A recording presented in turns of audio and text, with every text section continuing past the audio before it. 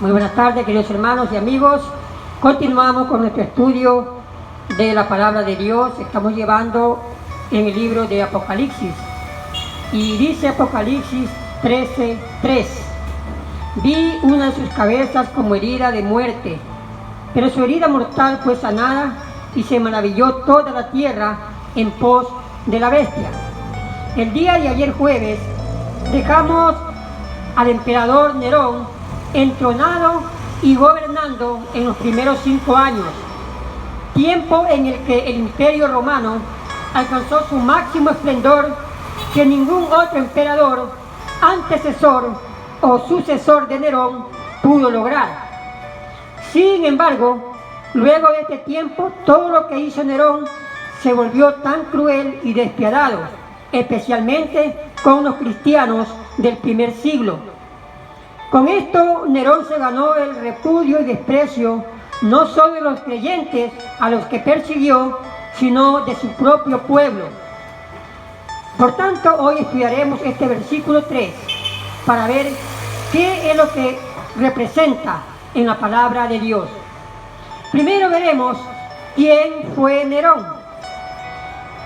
Nerón fue hijo de Agenobargus y de Agripina. Eran sus padres.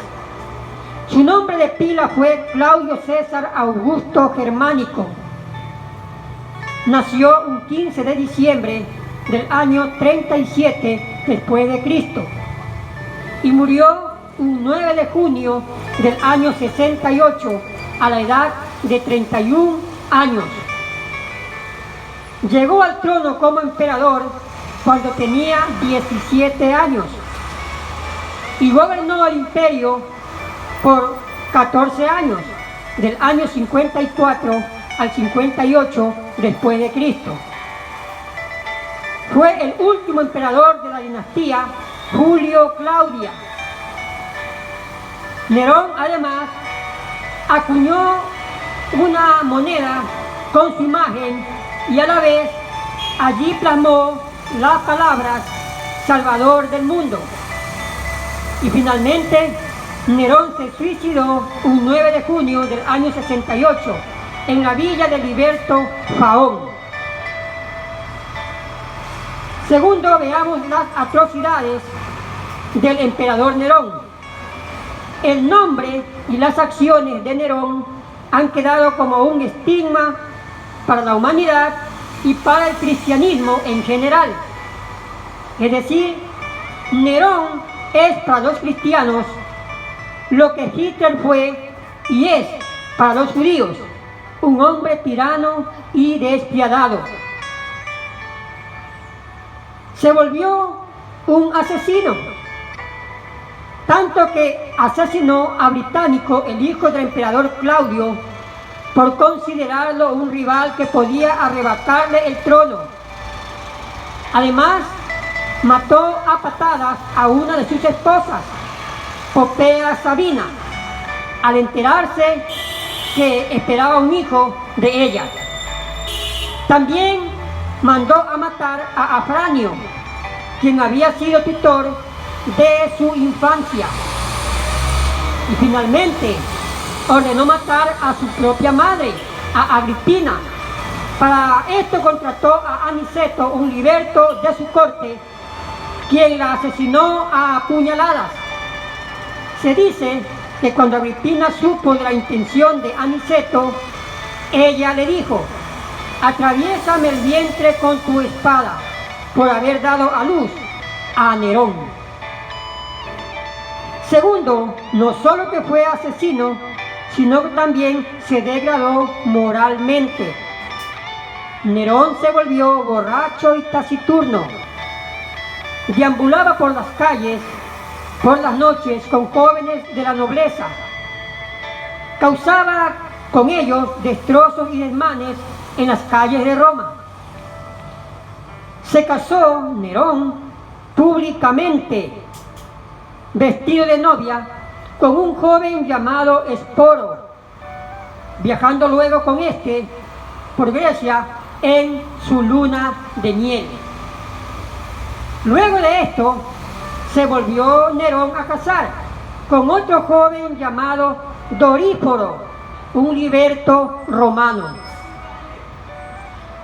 Tercero, Nerón fue un pirómano esquizofrénico. En el año 64, 4 años antes de su suicidio, tuvo lugar el gran incendio de Roma, la gran ciudad capital del imperio, que pasó ardiendo por 7 días. De esto se atribuyó a Nerón de ser el culpable del incendio y a la vez de no permitir que sea apagado este dantesco flagelo. Se dice que Nerón con esto quiso reconstruir una Roma más espléndida, pues Nerón era un hombre obsesionado de la construcción de templos y bellas ciudades. Tanto fue su maldad que por este incendio culpó a los cristianos de aquel tiempo de ser los que habían incendiado a Roma, lo que ocasionó una terrible persecución contra los creyentes del primer siglo. Hacía cubrir a los cristianos con pieles de fieras y luego lanzaba contra ellos una jauría de perros salvajes para que estos los despedazaran. A otros seguidores de Cristo los hacía meter vivos en sacos con piedras y los lanzaba al río Tíber, un río que pasa por Roma. A otros creyentes los colocaba en el jardín de su palacio y les hacía prender fuego para que sirvan como antorchas y alumbren las fiestas que ordenaba en su palacio.